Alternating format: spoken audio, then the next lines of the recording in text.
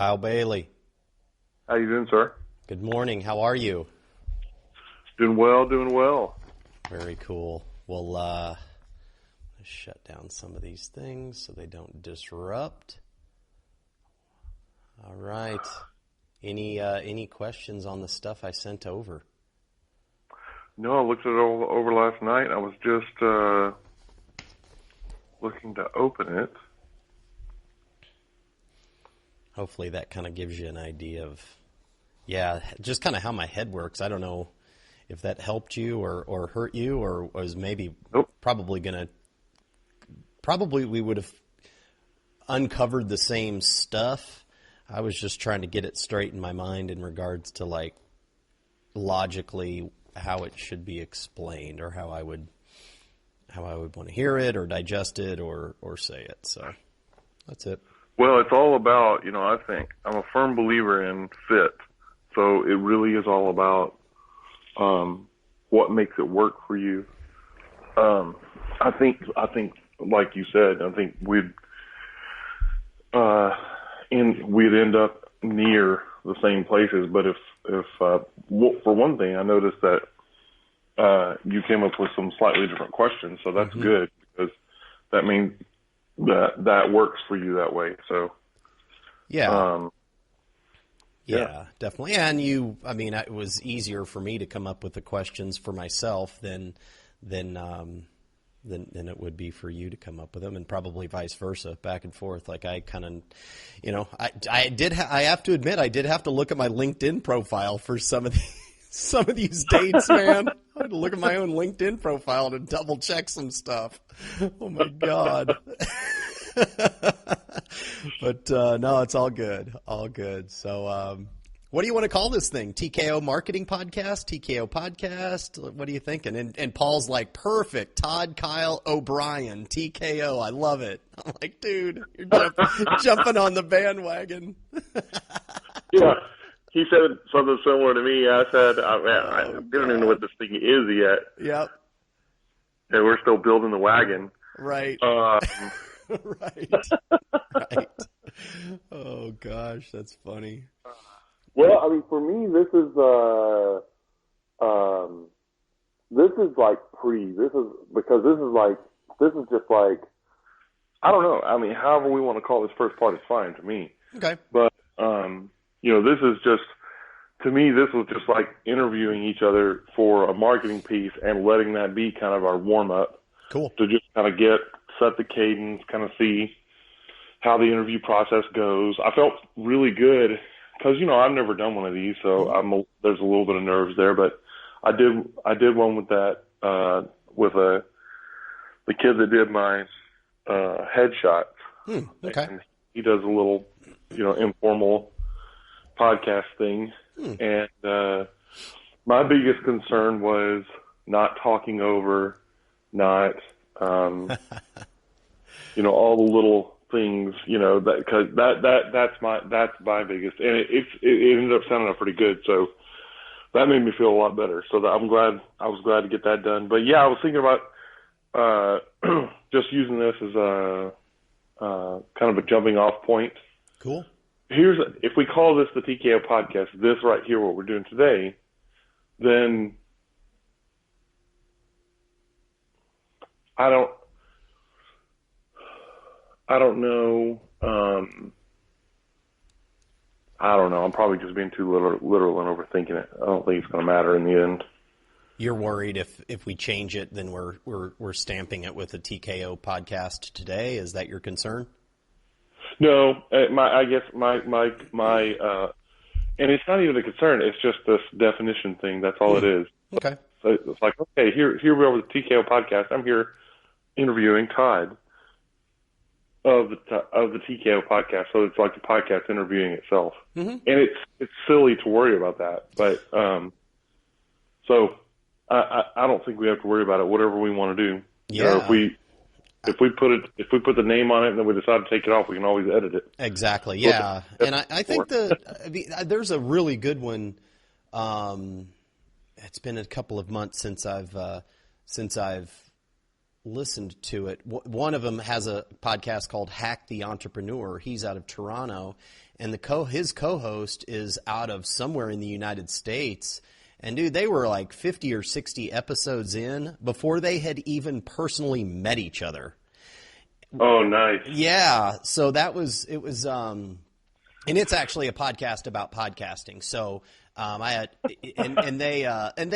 a big part of how they got rolling is like, we're going to interview each other as we're co-hosts of this podcast. We're going to get to know each other. We're going to let the audience get to know us. And that's how they started. And it was very logical. Felt very right. So. Nice. Yeah. So that's it, man. Yeah. That's all. We're recording right now, but we can edit out this stuff. And I'm recording it and I'm going to have it dumped into Audacity for now. But I'm going to transition over. Are you on an Apple or PC? This is my phone. But I mean, are you like? What do you work off? I'm on a Mac. You're on a Mac. Good. Okay. Yeah, I'm going to transition over to that. I've already got one. I'm transitioning this weekend and transitioning now. But for now, I'm recording it in Audacity, which is a PC. Version of GarageBand, cool. But I mean, it records into an MP3, so we can pull the MP3 from anything, into GarageBand or whatever. But yeah, man, we are good. How's my audio? It sounds great, and you know what? I don't know if I told you this or not, but I met somebody last week, actually at an event that Paul was speaking at last Tuesday, a podcast event, a lunch, and this guy edited this most recent podcast of mine that comes out tomorrow. He's out of Dallas, and he comes from one of the sports talk radio stations up there, The Ticket, and he's an engineer, and he edited this podcast episode on Tuesday that's coming out for me. I'm actually meeting him for coffee this Thursday. I'm going to go to Dallas. He edited it for $50. His name's Mark Friedman. Yeah, I know of that guy from my listening to The Ticket. Yeah, he's Frito. It's Frito. Yeah. Yeah, so he's a really nice guy. He's probably about our age, and he edited mine, and he did a really good job, and he's going to charge me $50 per episode.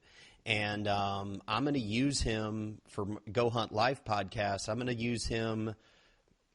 I might not use him for everyone, but man, like this week and weekend is a mess for me. Like I'm going to Dallas Wednesday.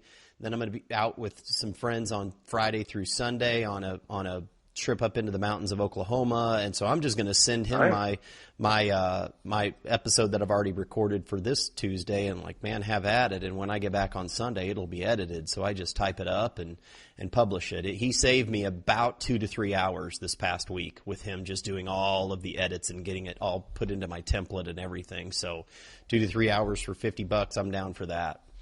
So yeah, exactly. So that's an option for us. But I don't know, getting started, we might want to edit together just to make sure we're on the same page. So cool, sure, man. Sure. Well, how do you want to start?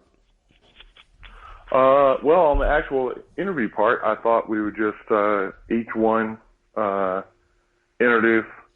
Like for me, when I'm interviewing you, I would just say, "This is Kyle Bailey."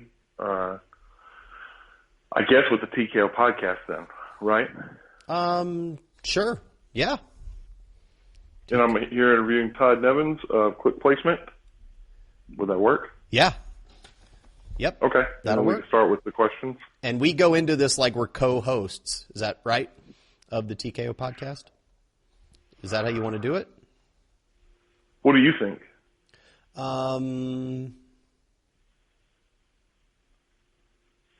Oh, okay. I get you. Yeah. Okay, yeah, why not? Okay, it's up to you. And then I would interview you as I'm Todd Nevins with the TKO podcast, interviewing Kyle Bailey of Front Burner Marketing. Is that it? Yeah, I think so. Okay, cool. I don't know, interviewing my co-host? Or maybe that's how we say it. Hey, we're doing something a little fun today. I'm interviewing my co-host, Todd Nevins. That seems comfortable to me.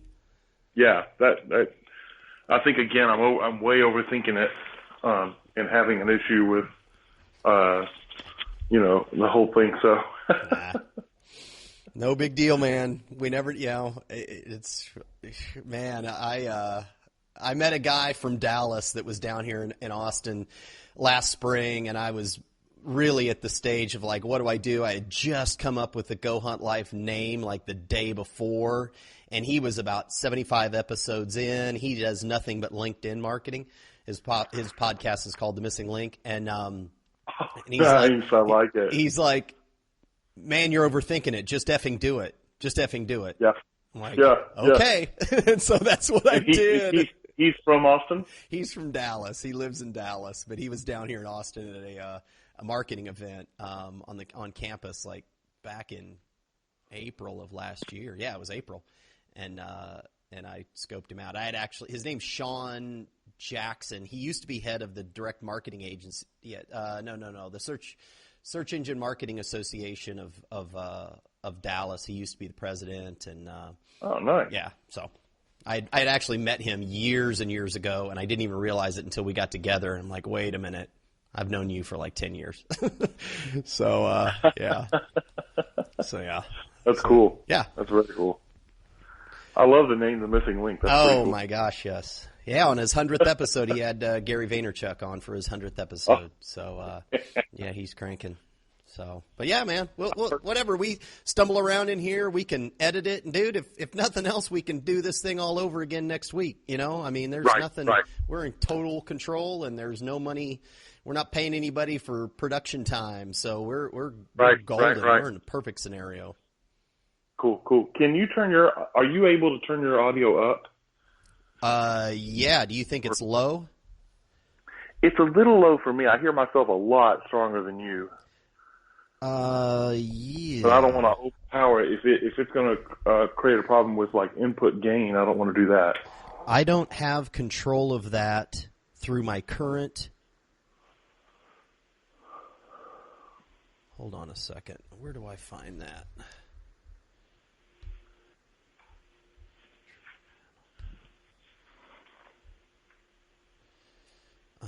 I've got these set. Normally, I come over higher. Is that better? Is that a little bit better? I think so. Okay. It could be how it's coming in, too. So. Okay. We do have control of that. It's recorded in stereo, and so in the editing process, we have the ability to certainly boost one side or the other. Yeah. Let me see if I can find.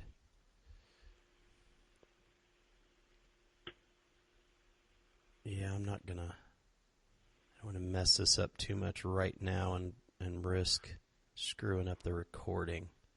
Yeah, exactly. I'll speak straight into the microphone a little bit more, and typically it comes across okay during the. I mean, this is exactly how I record the others, and when they come in, and I compress the files so it evens them out. But I could actually use some help on that editing, but I will speak directly into the mic. Okay. Cool, man. Well, whenever you are ready. Awesome, man. So I'll take a crack at an intro. Okay. All right, today, messed it up already. Don't worry about it, dude. I'm Kyle Bailey with the TKO podcast, and we're doing something a little fun today. I'm interviewing my co-host, Todd Nevins, with Click Placement. How are you doing today, Todd? Kyle, I'm doing great. How are you? Doing great, man. It's Monday morning, of course, full email inbox. Perfect. I think they normally say stout heart, full heart, stout heart, something like that, but it's full email inbox for us marketers. Yeah, it is, always. Always. How's your Monday going? It's going really well, actually. It's nice and sunny here in Austin, Texas. 50 degrees and sunny, so I can't complain. Yeah, good old Texas winters, I always say. Yeah, they're beautiful. I saw a great meme on Facebook last week that said Texas winter will be from January 6th to January 8th only. That was accurate this year, too. Yeah. Very accurate. Great. Hey, so tell us a little bit about Click Placement. How did you get started? Tell us a little bit about yourself and your business. Yeah, thank you. Click Placement is a digital marketing agency. So what does that mean? That could mean a million different things. But I started Click Placement back in 2004, and it's evolved and changed over the years. But currently we are a AdWords, Bing Ads, Facebook, LinkedIn, Instagram, paid search marketing agency. We do a little bit of social media for a couple of clients, but our primary focus is AdWords. Makes up the bulk of what we do, and we've been doing it since 2004. It started as a side business. I was part of another company back then that I was a partner in, and I headed up all of the marketing for that company, and I started this on the side for people that came to me and said, "Hey, you're doing that for your company. Can you do it for mine?" And I've been doing it ever since. Wow, since 2004. So you've seen all the changes. There have been a few changes. There really have been. Back then, you know what? What's cool, and we started on AdWords was the primary thing. What's cool is that the core is still search, pay-per-click marketing through Google search. They did have display back then, content marketing with ads on the side if you're reading an article, but the primary fundamental thing was search, and it continues to be. So that's been the consistent, but everything else has changed. Yeah. The advent of social media, of course, coming in. Yep. Has to be a big one as well. So what's a typical engagement for you guys? We are typically brought in 90% of the time. We are brought in where a company is managing their own AdWords campaign. They've built it internally. They've got somebody managing it internally, but they've reached a point where they know they're spending a certain amount, and they know a percentage of that money is being wasted because the campaign wasn't built out exactly properly, or it's not being managed properly. So they reach the point where they think, okay, we don't have enough time to focus enough of our internal resources on this.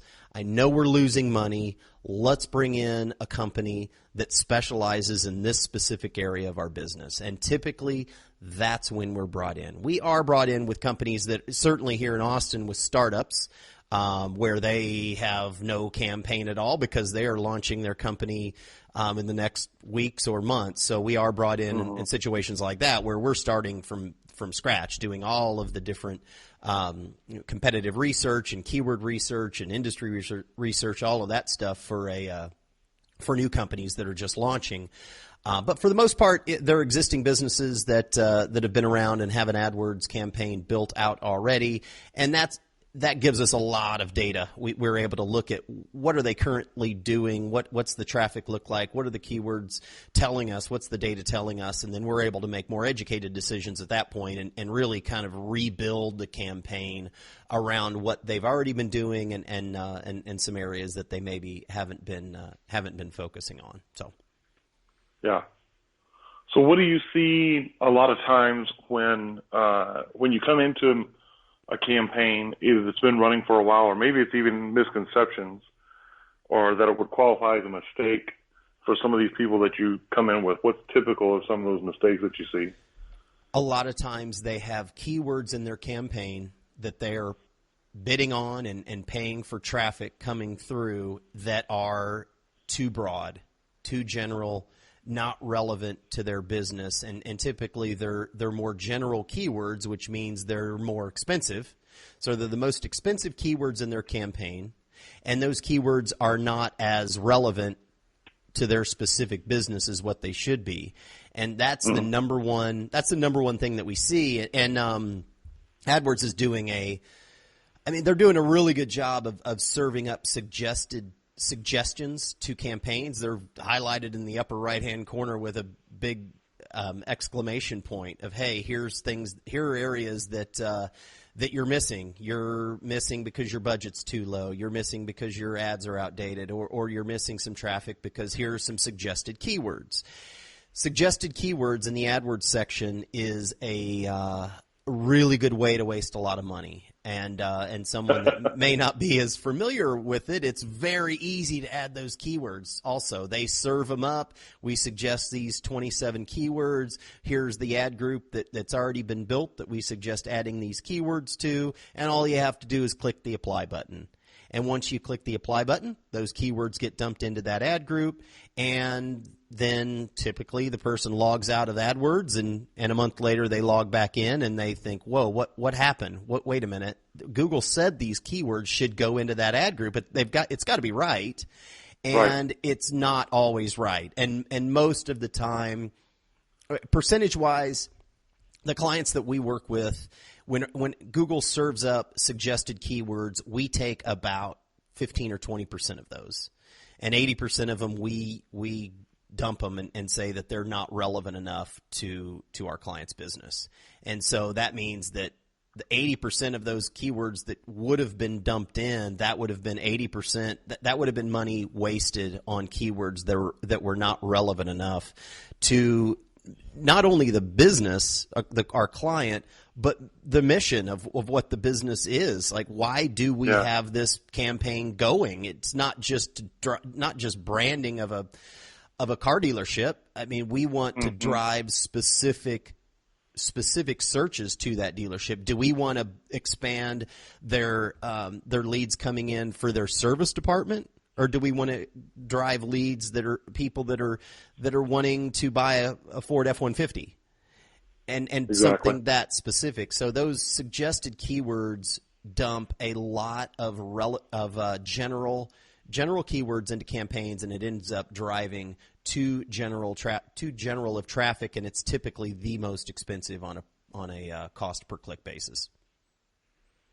Yeah, I think you touched on something that's very consistent across all marketing, and I'd be curious to see if you agree, is that a lot of times small business owners don't have a clear end in mind.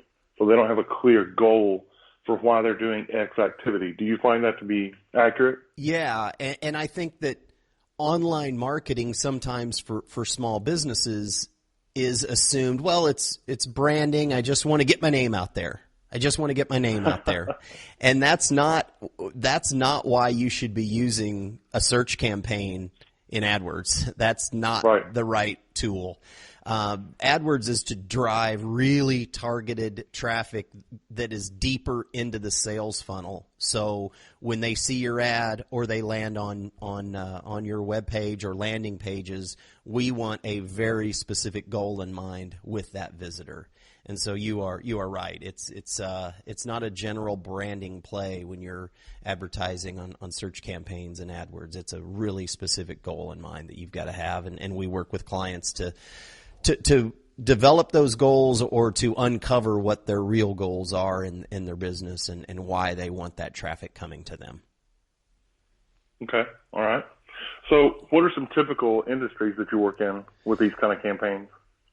Across the board, we work with industries that are trying to drive a smaller geographic area, like an attorney or a doctor or a cosmetic surgeon. So they're looking at a radius around their office, and we're driving traffic that is only located within a specific distance of their office. We also have clients that are more online businesses that cater to a national and even a global audience, but the principles of AdWords apply across any industry. One of our most unique industries that we've brought on in 2016 is a pallet repair company, Pallet, pallet repair. There is a business that repairs pallets, and it's a really good business. But talk about a niche. That's a really specific niche. And so we worked with this client, and they wanted that they cater to large companies that have thousands of pallets in their warehouse, and they destroy pallets, and they need them repaired or they need to purchase more. And so we worked with the client to develop a campaign that was driving the specific type of business that they wanted. So from pallet repair companies on up, across the board, those are the types of industries that we work with. But the principles irrelevant. The industries are a little bit irrelevant. The principles of AdWords and the marketing strategies behind it can be applied across all different types of industries. Okay, all right. Yeah, the pallet repair, that's funny. You wouldn't normally, that might be the most removed of what you would expect an AdWords campaign to do from the reality, because the reality is very nuts and bolts, very everyday business. Yep. And yeah. they came to us. They had exactly what I explained a few minutes ago. They had a campaign going. They had built it internally. It was actually a decent campaign. It provided us a lot of information to then make the next right decision on really how to build out the campaign properly. So yeah, it's a great business. It's just one of those that you're not aware of. Yeah. It's always funny which customers come to you and how, right? Exactly. Definitely. Yeah. And when did you first get into the whole AdWords interface and started to think about this as a business, and what was the motivation behind all that? It was actually, I said I founded Click Placement in 2004. It was even before that, right when it was starting. I jumped into AdWords in 2003 for a previous business of mine that was in the job industry. And so I jumped into AdWords and built out an initial campaign back then.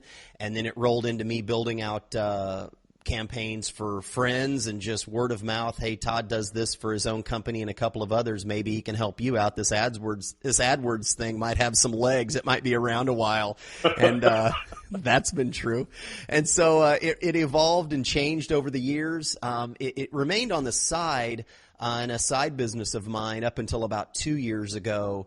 And so where I actually got out of that job company, and it enabled me to jump headfirst into building out a true agency around AdWords marketing. So for the last couple of years, that's been my primary focus.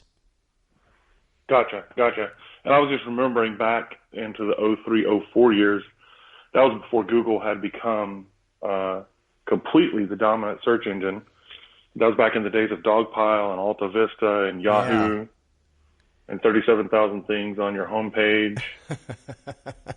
Yeah, it was. Before the iPhone. Oh, gosh. Yeah, for sure. The iPhone really changed everything.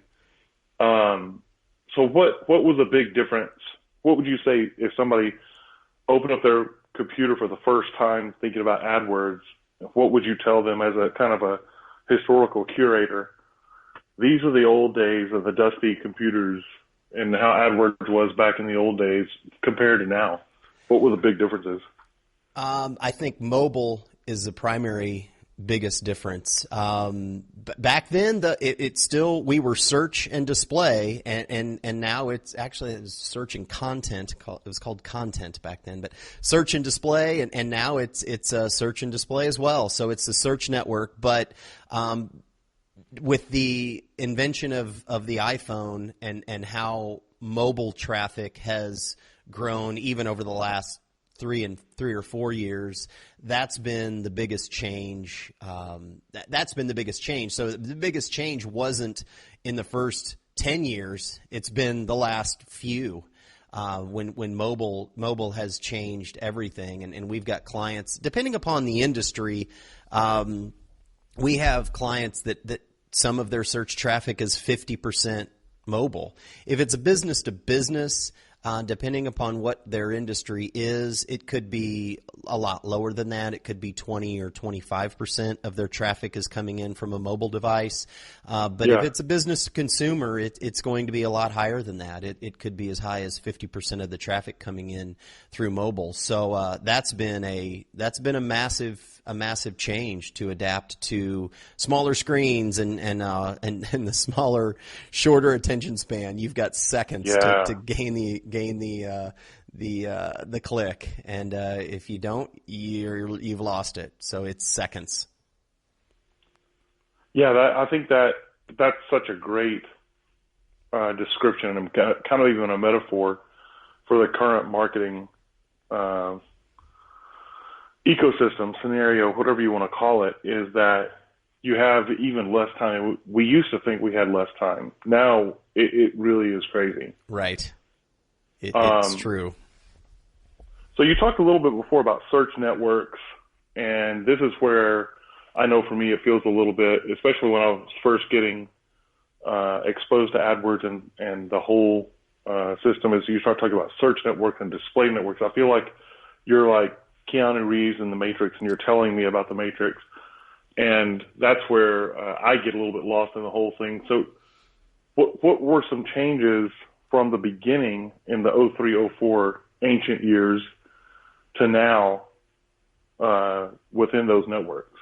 What are some of the biggest changes in that? The biggest changes, let's see, within the search network, I mean, it looks entirely different, and even how the ads are displayed when somebody does a search query on Google, even up within the last 12 months, the ads are now pulled from the right-hand side of the page. So now AdWords ads are only the top 3 and the bottom 3 on each page. So there's limited real estate now of ads on the Google search results page. But something that also changed in the just this past fall, 3 or 4 months ago, is that the ads are now called not just standard text ads, but expanded text ads.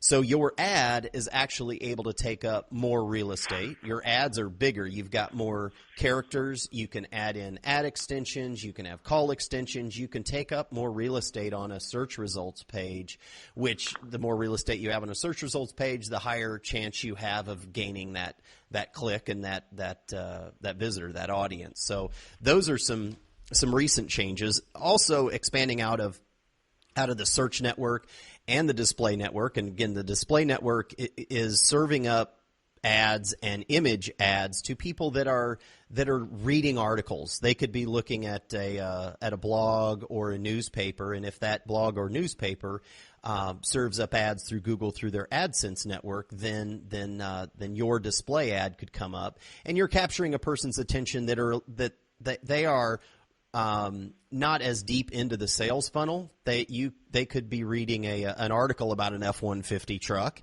and your dealership's ad to the right could come up. So they're just reading an article. We don't know what that article is. We don't know why they're reading that article. Are they looking to buy one, or did they just buy an F-150 and they're looking at the latest features of it? So they're much further back into the sales funnel. They're at the exploratory phase of the sales funnel. So that's a display network. The other networks that have also come out are shopping. So when you're doing a search and you want to buy, I'm looking for red Oakley sunglasses to buy for under $100, the ads come up with the images and the dollar amounts and the website, and you can click on that image and land right on that website and purchase those red Oakley sunglasses under $100. And so that's a shopping campaign. Mobile, you can have specific mobile campaigns that only serve to mobile devices. You can also serve videos up on YouTube, and then also drive app downloads for if you've developed an app and you have an app in the App Store, you can run ads to generate downloads of your app. So everything has been expanded, and there are a heck of a lot more bells and whistles, and the dashboard is now massive in regards to the dials that you can turn up and turn down. Yeah, and maybe that argues for hiring an expert, maybe more than anything, is that it's not just AdWords Express now. You really have to go in there, and turning one dial the wrong way can affect all the rest of your campaign. And do you feel like that's accurate? That is right on the money. AdWords Express. I'm glad you brought that up. We do have a couple of clients over the recent 12 months that had an AdWords Express account, and we converted it over into more of a the normal AdWords account, and took it from there. And so yeah, you're exactly right. There are more dials, and you turn one dial up or turn one dial down, and you've got a problem. So to maybe answer your question a little bit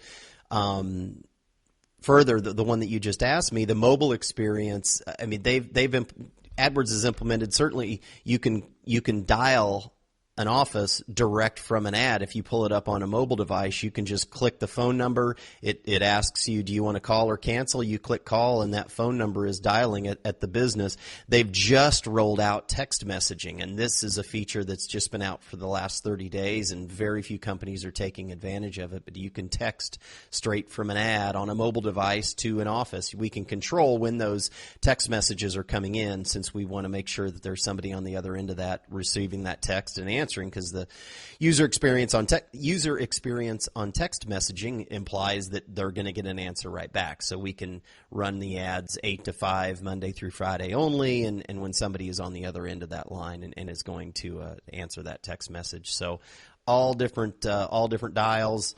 Something else that's that's frequently overlooked is negative keywords. What words do we not want in a search query, no matter what? And those negative, right. Let's say you're a used car dealership and you do no service at all. You only sell used cars. Then we've got to put in negative keywords like new and parts and service and keywords like that, because we do not want that traffic at all. So, those negative keywords were not around back in 03, 04, but they're a huge part of campaigns now. So to be clear to the uninitiated, a negative keyword, define that a little bit more. That means that that is a return that's not going to hit their campaign. Is that correct? That is correct. If you're a used car dealership and we would put in a negative keyword or a negative keyword phrase of new car for sale, new cars for sale, new trucks for sale, we do not want the word new anywhere in search queries as far as traffic coming to the site or ads showing to those people, because a certain percentage of those people are looking for new cars. If they put in new in the search query, that tells us we don't want them. And so we would put in that negative keyword new or parts or service. If this used car dealership does not offer that, we would put those keywords in, and any time that keyword is in a search query, our ad would not show, so there's no risk of that person clicking on the ad. Even if the ad says we only sell used cars, there's a percentage of people that would still click on that ad, come to the website, land on the site, and say, "Oh, wait, this dealership only sells used cars. It's not what I was looking for." So they bail out within seconds. That does two negative things right off the bat. Number one, that used car dealership has paid for that click. So that person is delivered to the website. My client has paid for that click, and they bail within seconds. That information is then fed back to Google, and they view that as a negative user experience because of the bounce rate. That person bounced off of that website within seconds. That contributes to a quality score that AdWords is tracking every single click every day on an AdWords advertiser. And a quality score means that we're providing proper ads, correct ads to the right people at the right time, and we're delivering them to the right page on our website, and they stick around and they jump around to a couple of other pages, and then they follow through hopefully on the action that we were wanting, and we convert them into a lead or a sale or whatever we were trying to do. If a person lands on a website from a Google ad and realizes, oh, wait, no, this isn't what I want, and they bounce out. They bounce off of that website. It's called a bounce rate. They bail out. Then that's a negative check against that AdWords campaign, and over time, that will drop the advertiser in regards to where their ads are ranked on Google search results. It doesn't matter if they're paying a lot more than the next guy behind them in regards to a bid. If they've got a poor quality score, they could be dropped below other people that are bidding for those same keywords. So it is crucial that the user experience is solid all the way through, and that once they land on the website, they don't bail out in 2 seconds because it's not what they were looking for.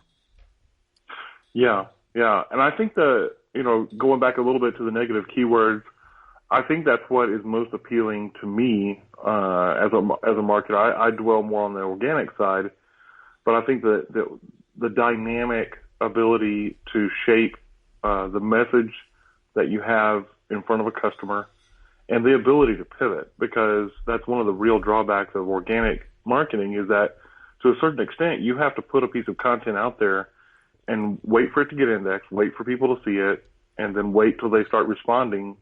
Then you get to measure what's happening. I think with AdWords, and correct me if I'm wrong here, but with AdWords specifically, you really have an ability to quickly assess how people are behaving, and then pivot your marketing message, the keywords you want and don't want in there, and you're able to measure the value of those pretty quickly. Am I correct on that? You are right on the money, and that is the beauty behind it. As soon as you click the enable button, you've got information coming back telling you how things are going. We take 3 or 4 weeks to build out a campaign before it is, or rebuild a campaign before we run it live. We build it out based on all of the market research that we do on the company, on competitors, on the industry, on keywords, on ad text, all of the stuff. We build out that campaign based on our experience as best we possibly can at that moment. But that moment ends as soon as we enable that campaign. At that point, it's live data. That's really where we start making right decisions. What's working, what isn't, and that data tells us what to do next. And it's immediate. Within minutes. Really, within minutes, we do have data coming back in. We certainly watch it over a period of time, whether it's days or the first week, to tell us, all right, we've got enough data at this point to tell us what to do next. But yeah, it's immediate feedback. And then it also, the great thing is we can then provide that data over to the search and SEO company that's working on the website, and they can take that data, that immediate data, and make decisions over on the organic side as well. Great. So it definitely, if somebody's out there and they're running SEO and they feel like they've done enough, or maybe they're running SEO and they're wondering, should I consider AdWords? Sounds like you're saying definitely yes. That's going to add to it. It's not going to take away from it. No, it's definitely not going to take away from it. It's going to add to it. One of the questions that I'm asked so frequently is, if I have an AdWords campaign, will it help my organic rankings?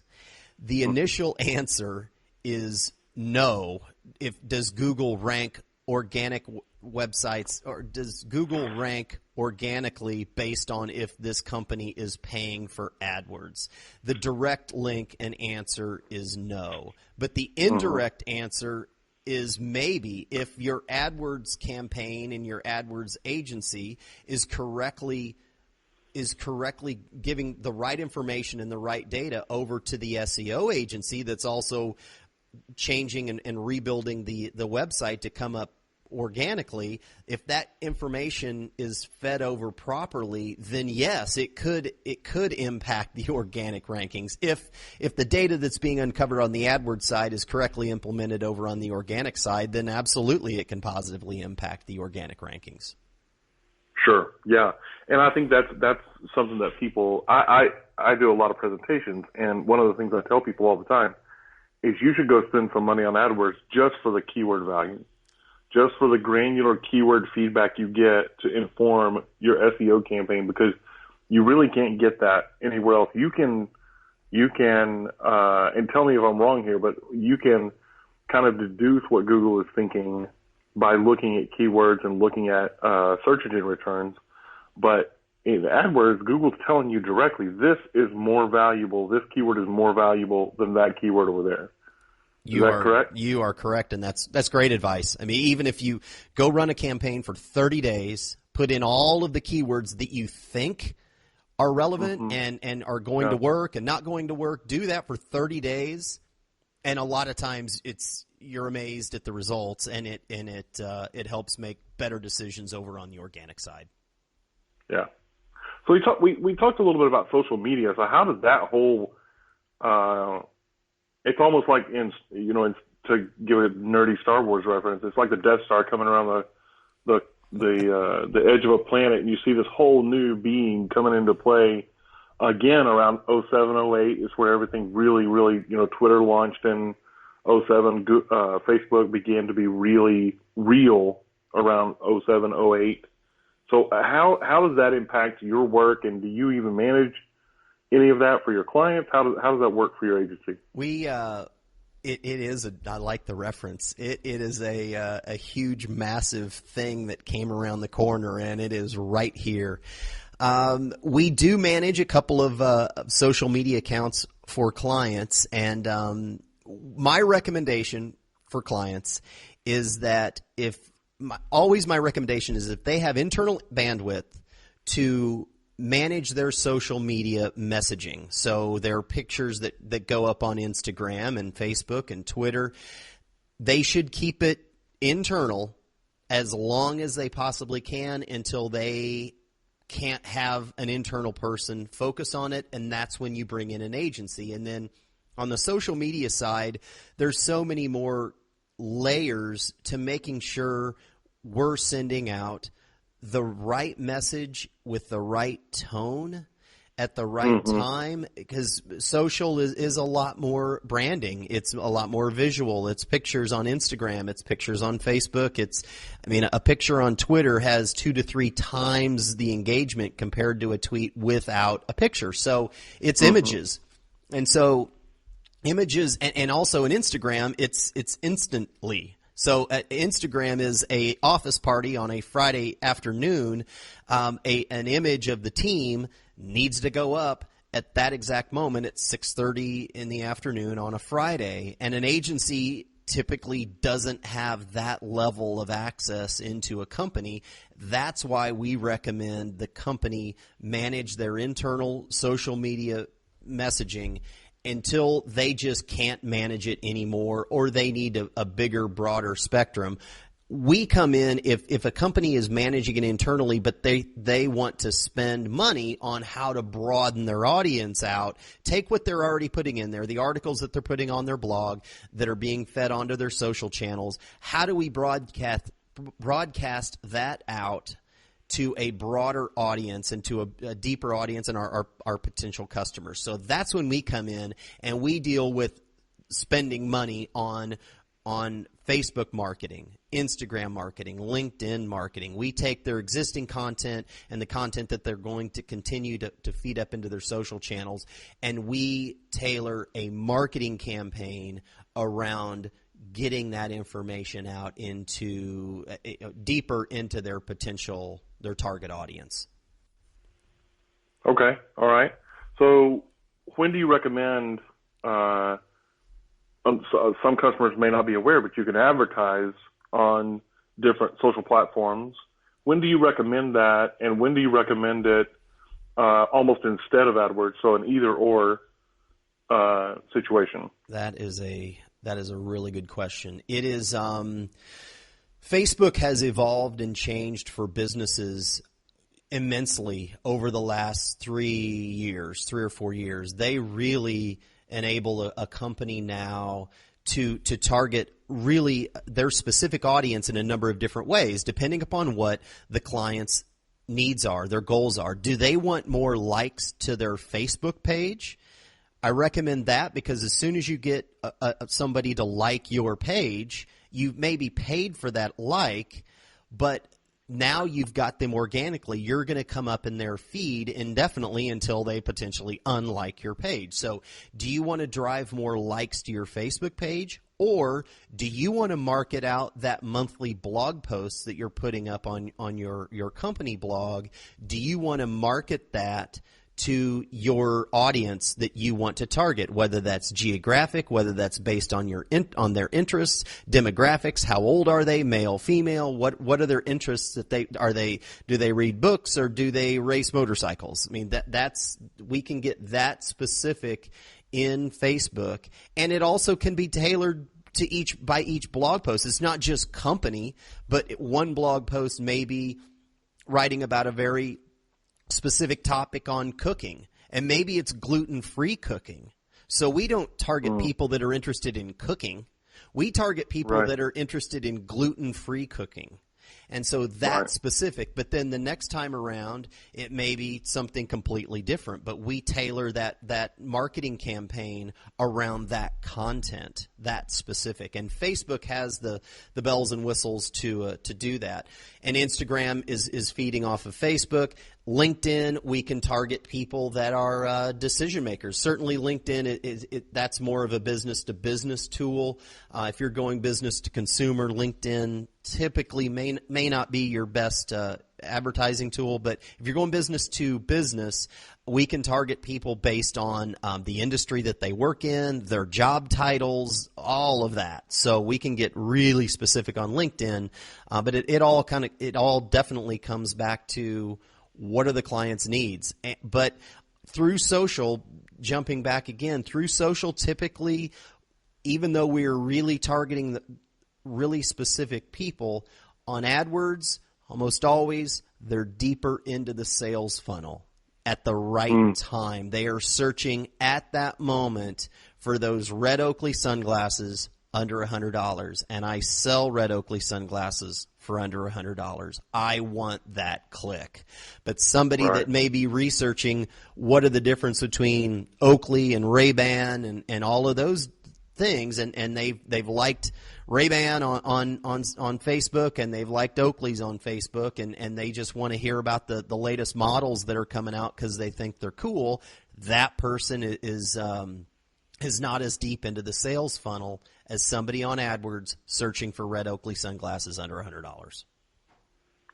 Yeah, I think that's what is fascinating to watch evolve on social, is how well people are able to target certain interests and likes and things, and then kind of watching the whole populace, the not liking to be tracked at first, right, and then eventually get comfortable with it. Because I know that, the privacy conversations we had 20 years ago are so much different than now. And it's fascinating to see people grow accustomed to something that 20 years ago, if I said, hey, I'm going to be able to look at something and I'm going to be able to tell what you like, when you liked it. I can probably look at most of the pictures of your family, where you went on vacation, of when you went on vacation, your last 4 or 5 vacations, where you work. People would flip. They would lose their mind from 20 years ago, 96, 97, to now. We call that Thursday. Yes. Love it. Yeah. And your position in the sales funnel comment, I think, is so important, because I think a lot of business owners even aren't really even aware of what their sales funnel looks like. And for you to be able to say to a business owner, no, this is in a different position in your sales funnel, is really important. And I really, that's one of the things I love about AdWords and paid search.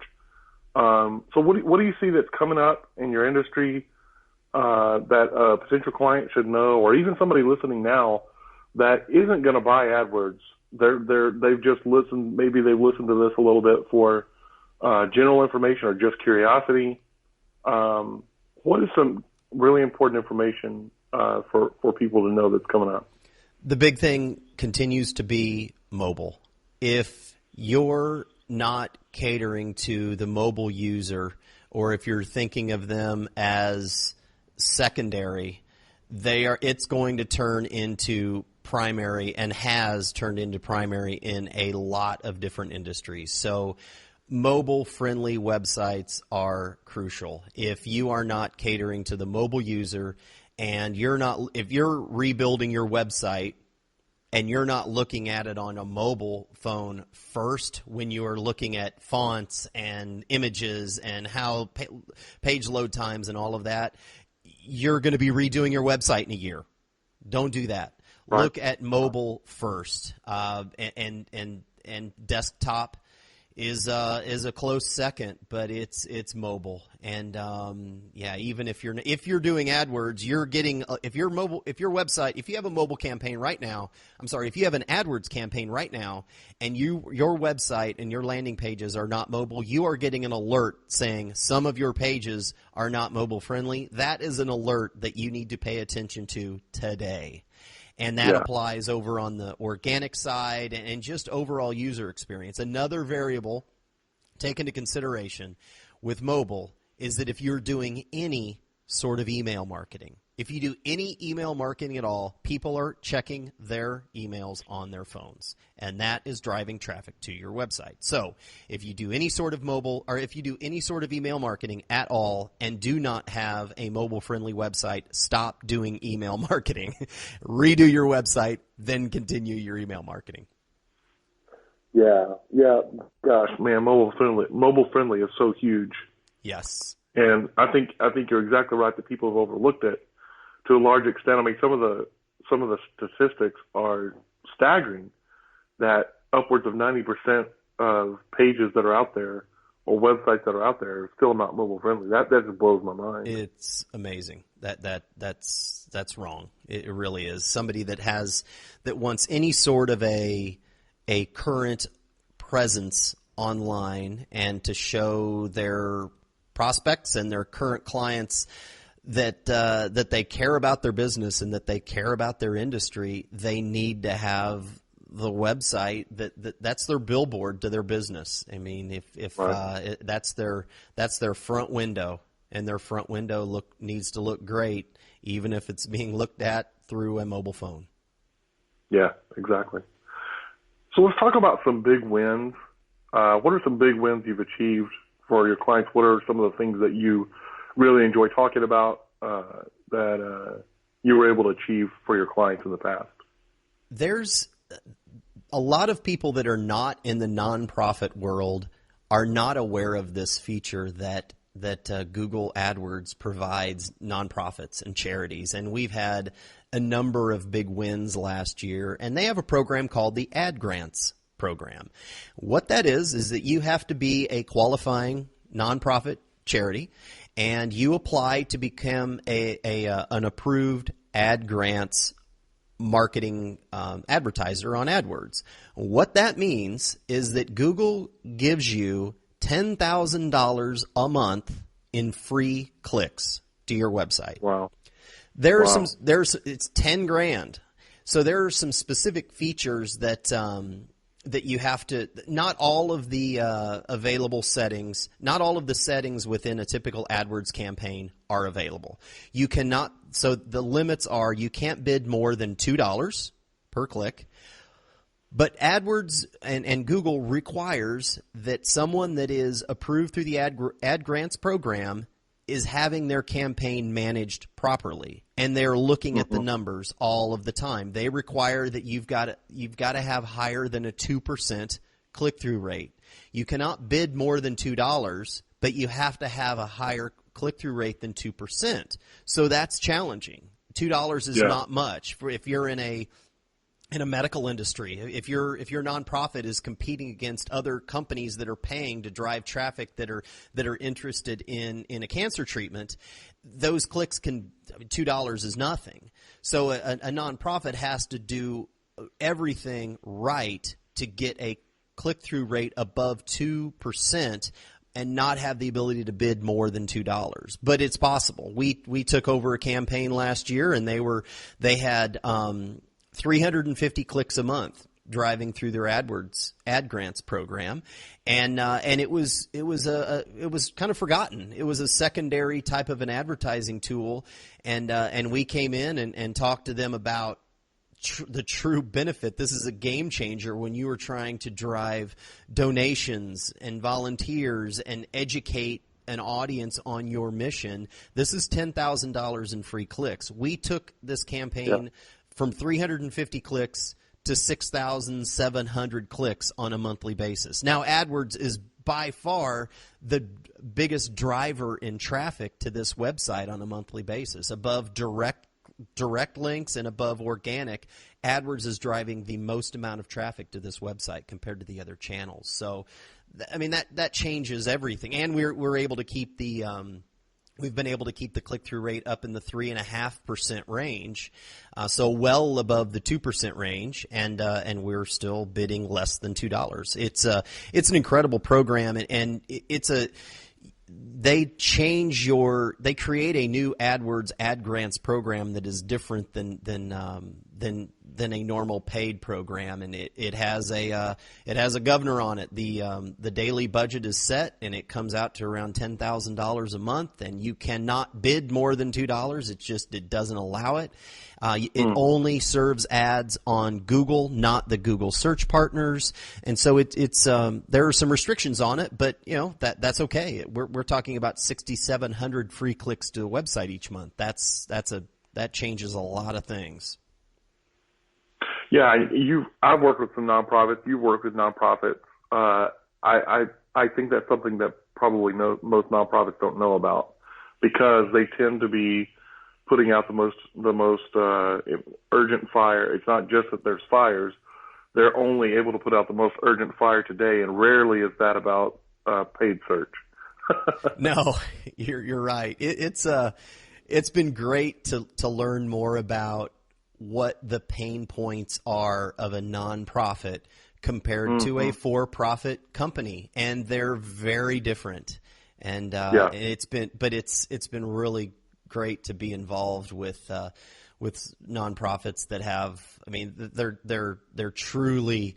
They're not selling Red Oakley sunglasses, and props to companies that do, because a lot of people like Red Oakley sunglasses. But the nonprofits, they are literally saving lives and trying to develop cures for diseases that will save people's lives over time. And so that's a whole nother level of for us. It's a whole nother level of responsibility that we don't take lightly.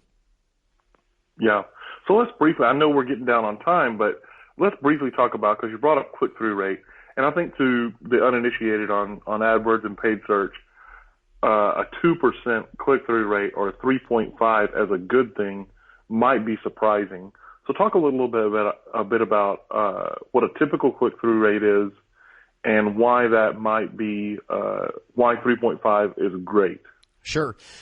Click-through rate, and the definition of it is if your ad is served up 100 times and your ad is clicked on 2 times, your click-through rate is 2%.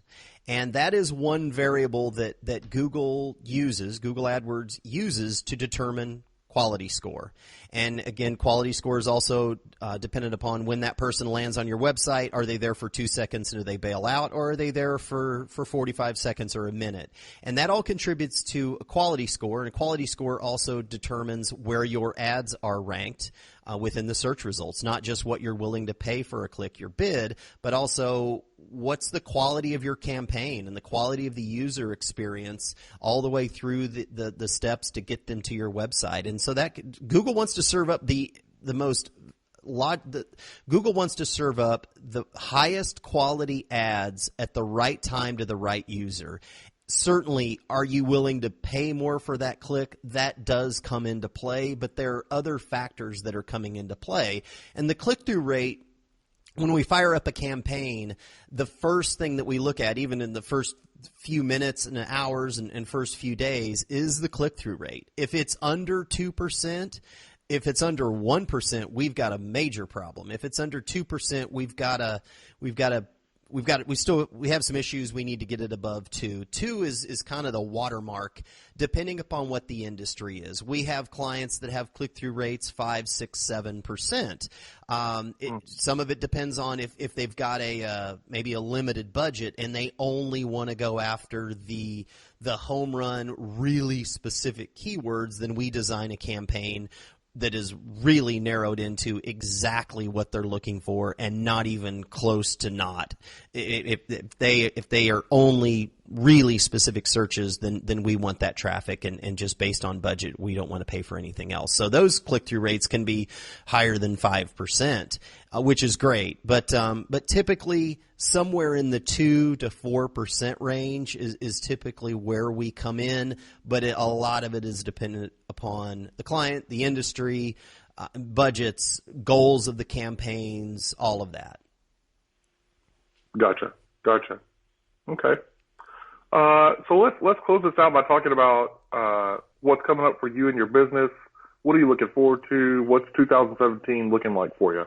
2017's already started out incredibly well. We are hiring. We are looking for people that have a baseline understanding of AdWords. If they're AdWords certified, that would be great. If they're not, but they have an interest in getting certified, we can help them through the process. And AdWords certifications, if you just simply do a Google search for Google AdWords certification, they've got a really great program to get certified, not just on the fundamentals of Google AdWords, but also within the search campaign, within shopping, depending upon what you want to, what your business needs or what you're interested in. Their AdWords certification program is great. So anyone out there that has a interest in that, or a basic understanding of AdWords, or a deep understanding certainly of AdWords, we're interested in talking to you. So that's what's happening initially, and this year we're scaling out our business. We are officed here in Austin, but that really doesn't matter. We've got clients that are scattered all over the United States. We don't have any clients actually outside of the United States right now, but we've got clients in Houston and Dallas and California and New York and all over the place. So it really, although we are located here in Austin, a company and a client does not have to be located here. If they are, great. We'll meet with you and have coffee and come to your office and all that good stuff. But if you're not, that's fine too. We can design an epic campaign around your company, whether you're here in Austin or in Chicago or New York or wherever. Well, that's great. Well, listen, you've given us a lot of information, and we've really enjoyed kind of getting to know more about you and your business and what's going on right now. So thank you very much for your time. Is there anything else that you want to add in closing out? Kyle, that's it. I'm happy to be the co-host of this podcast, and I can't wait to see where it takes us. Yeah, I'm really looking forward to that too. So thanks a lot for your time, Todd. Kyle, have a great day. Thank you. Thank you very much. Absolutely. And that's it, man. Cool. We came in at about 50 minutes, 51 or 52, so you called it just under an hour.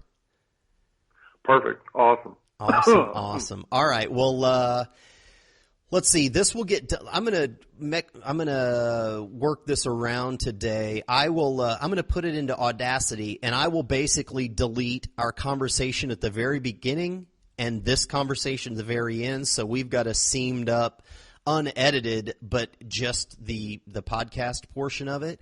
And what if I just put that in a Dropbox folder and share it with you, so then we have access to that Dropbox folder. I will put it in there as an mp3, and which will come in as mono, because I'm going to pull it into Audacity and I'll do a little bit of editing, and then I'll drop it onto that Dropbox folder, and obviously I'll keep all the main files so we can edit accordingly. But is that cool with you if I just put it into there and we can listen back to it and see where it takes us? Yeah, totally. If this is one of my weak areas on technology, is I don't know how to convert to MP4, and I'm almost certain that I've got to have MP4 to be able to upload to YouTube. And so I would like to be able to upload this to YouTube to start playing with the idea of pulling out. I'd like to do some experiments on pulling out certain sections and then popping in images over the top of that. Okay. Whether that's a screen share, I could shoot a separate screen share that might walk through some things while you're talking about it. So I'm essentially listening, and as you're going through, I'm essentially reverse narrating.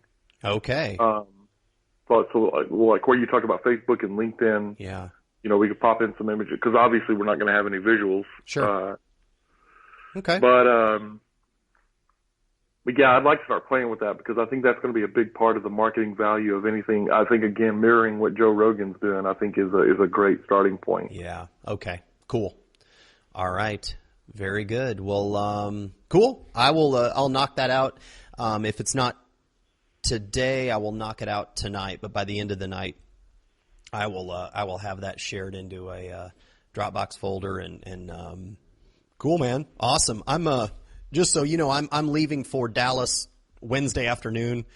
I've got 2 client meetings on Thursday, and so you know Mark Friedman just from listening to The Ticket? Like, you knew who that guy was? Oh, gosh, dude. Yeah, Really? yeah. I mean, Holy crap. Frito's an early – well, and you can – I mean, one of the things The Ticket does really well that other places have tried to emulate, ESPN being the main one, and they have failed miserably, is The Ticket uses drops. Yeah. So, do you listen to The Ticket a lot? Look at this guy, Frito. There's your answer. Yep. That tells you everything you need to know. That right tells you there. everything you need to know. Yes, I do. I'm a P1, man. I got my wife, like, she's like, I'm a P2. Right. Yeah. Yeah, I remember when I first started listening, it's like P1 and they wonder, what does all this mean? No, it's a whole nother language. Yeah. Bob Sturm is he's my go-to. Like today, I have there's a service out there that it records like up to 4 shows. Okay. And so that lets me listen to it at will, you know, and I can go back and listen to some shows and stuff. I'm a huge Cowboy fan, so I go back and listen to all the Troy Aikman interviews, and they're great. I think he's just hands down one of the best. He's so awesome. Yes, I agree completely. Aikman Buck, I think, is the best I love it. Madden. Yep, agreed. My personal opinion is they're better than Madden because his commentary is so much more specific. Yeah, it is. And it's never just fluff, like so much of Madden. And Madden would fixate, like on Nate Newton, you know, he would fixate. And even it was so funny you go back and listen to those games. He's not even doing a Cowboy game, but he talks about the Cowboys. Right. I know. I know. It's like Nate Newton, you know. I know. Yeah, and you know what? My one of my tight buddies from Merida, he's from Wisconsin. He's a huge Green Bay fan. He's like, I hate those guys. I hate Joe Buck. He hates the Packers. I'm like, oh my God, dude. Are you kidding me? Well, it's funny because I was talking to another friend of mine just the other day. He said he hates listening to the Buck because he loves the Packers. So Oh my gosh. Yeah. That's funny. Good Lord. And we're sitting there, and he said something good about. He said, "See, he loves it." I said, "So saying that Aaron Rodgers might be the greatest quarterback in the NFL today is bad because that's not true." I said that to him, and he's like, "Well, you know, blah blah blah." I said, "So he's being objective, and you don't like that. You don't want objective. You want anti." Oh God. Oh, that's funny. Well, and you know what? Mark's company name is Frito Nation. So he's playing off the Frito vibe. And, dude, he was at this, he came down, I was talking to, Dave, what's his last name? Meyer, the PR for Coffee, a guy that put this podcast thing on. And it snuck up on me. I literally found out about this thing like the night before. Moby. Dave Manzer. Yeah, there you go. Yep. Yeah, and he, and Mark drove down from Dallas for this lunch, because it was about podcasting. Mark left the ESPN last fall, and he's starting he said he's got a studio up off of the tollway, and he's trying to get podcasters to come in, book time in the studio, and then Mark does all of the editing and everything. So I'm going to meet him up there. I don't know if I'm going to see his studio or not. Not that it really matters to me, because I'm not going to, I'm not going to use a studio in Dallas, but yeah, he came down specifically for this lunch, and we met, and he's already edited one of my things. He edited this one for free. He's like, I just want to see what see how you do it, and edit one and just kind of gauge out how much time it takes and all that. So he edited this first one for free. He's like, I can do them for about $50 an episode if you're cool with that. I'm like, yeah. And I mean, that's going to prompt me to, I need to I need an advertiser, but yeah. So we've got a good. But you know what? Ironically, Mark does Audacity as well. He's not on on Mac, so I don't know. I'll talk to him more about it this on Thursday, and certainly talk to him about what we're doing and all that kind of stuff. So yeah, man, Sure. I like where this is going. I think a 50. We'll come in, actual interview 52 minutes. I know we don't have.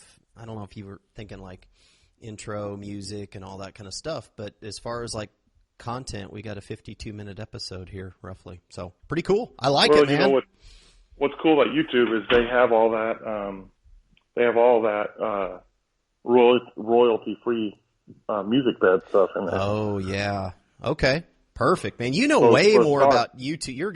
You're gonna rock that side of it. I don't know much about that at all. Like I've posted a couple of videos to YouTube over the years, and that's it.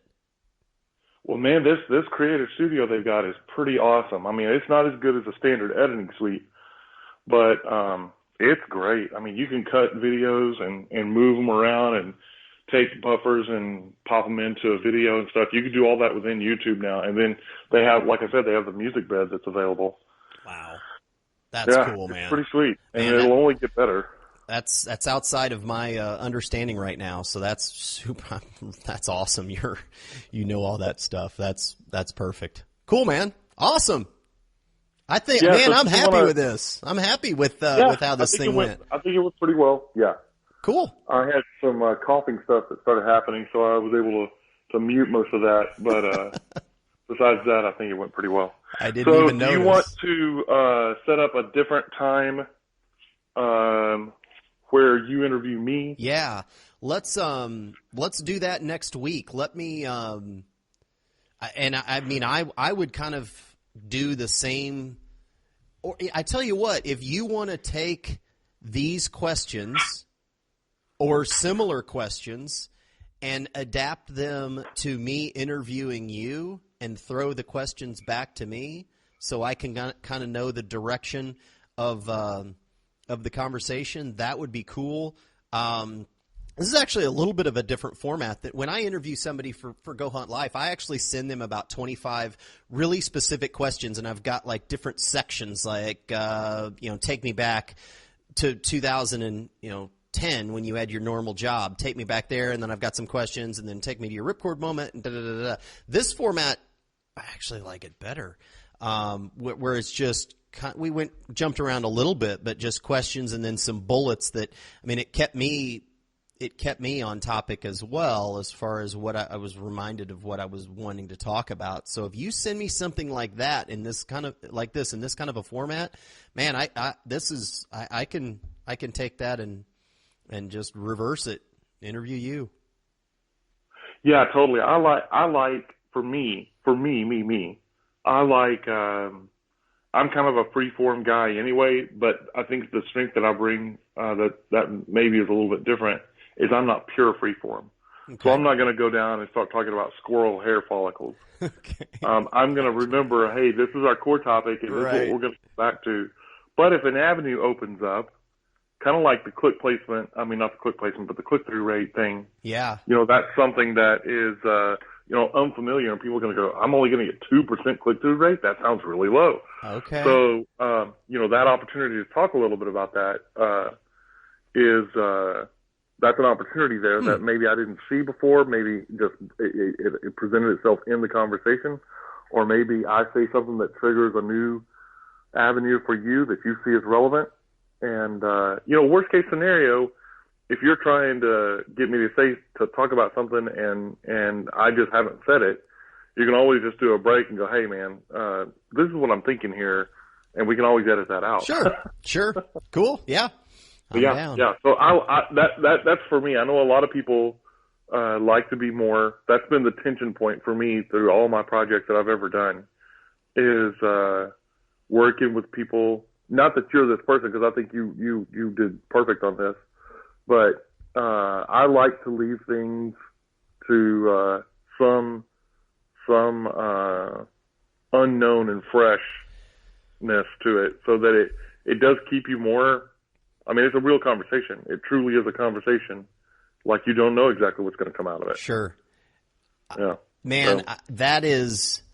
I love that, because in my interviewing style, when I got started with Go Hunt Life, and as it's evolved, I've become less structured because I was getting feedback and hearing it for myself that I was just too structured because I was nervous and I wanted to get through all of the points, and I was completely in control of the conversation. And this person that I was interviewing was a novice to podcasting. They were just getting interviewed, so they were reliant upon me to hold the conversation and to keep it going. But as I've evolved, I've gotten less structured. If you're much more on the other side of free flow, then that's going to force me to move in that direction as well, and that's a direction that's going to be good for me.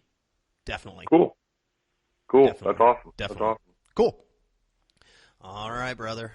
Well, that's it. Well, cool, man.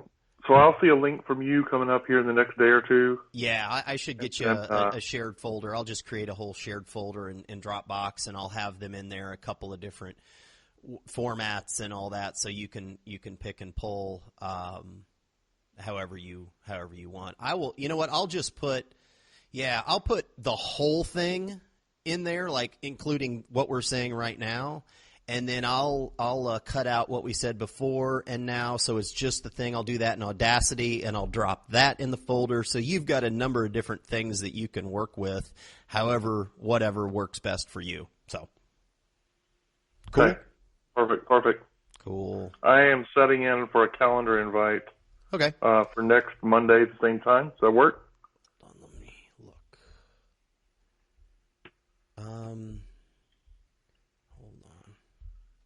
I mean, we can always move it. So I'm going to be let's do 9 a.m. Monday. Man, I like the mornings too. Let's do it. 9 a.m. Monday morning, and if you can get me the questions, sometime this week. I'm going to be out of Wi-Fi and everything starting Friday morning through Sunday. So if you send me something Friday and expect an answer, it's not going to happen. I'm going to southeastern Oklahoma with four of my buddies. He's got a cabin up there in the mountains of southeastern Oklahoma out by Broken Bow, and we have not even cell service. It is nowhere, which is great. So, so I'm out as of like Friday morning through Sunday sometime. And I'll be driving back from there to Dallas, and then Dallas to Austin on that Sunday. So it'll be a long day. That was my only hesitation on Monday morning, 9 a.m. I'm like, oh gosh, am I going to be groggy and tired? So that's was my only well, worst case scenario, if we need to move it, of course, the closer we get to that time moving, it'll be a little bit tougher. But I mean, from where we are right now, those first questions I sent you, those are a good starting place for me, and I will be this week about making those more granular or whatever. Okay, but cool. Those are a good starting place for me. Okay, awesome. Yeah. All right, sounds good, man. Perfect. Well, dude, awesome, have a rockin' Monday. All right, cool, man. You too. All right, bye. All right, bye.